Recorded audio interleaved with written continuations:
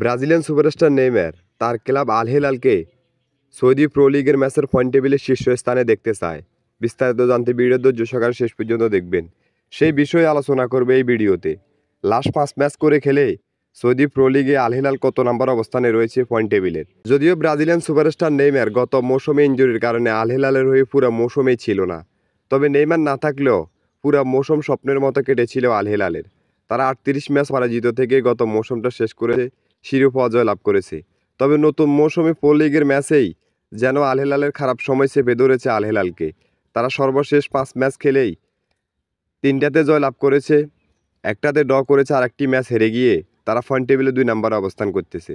যদিও প্রো লিগের ম্যাচে আল ইত্তেহাদ 5টা ম্যাচ লাভ করে তারা পয়েন্ট টেবিলে শীর্ষস্থান ধরে রেখেছে। পর্তুগিজ মহাতারকা ক্রিস্টিয়ানো রোনালদোর আল নাসের রয়েছে পয়েন্ট টেবিলে 3 নম্বরে। তারা প্রো লিগের 5 ম্যাচের মধ্যেই 2টিতে ড্র করেছে, 1টিতে হেরে গিয়েছে, আর 2টিতে জয়লাভ করেছে। তাদেরকেও যেন এই মৌসুমে খারাপ সময় চেপে ধরেছে। অন্যদিকেই পয়েন্ট টেবিলে 4 নম্বরে অবস্থান করতেছে আল শাবাব।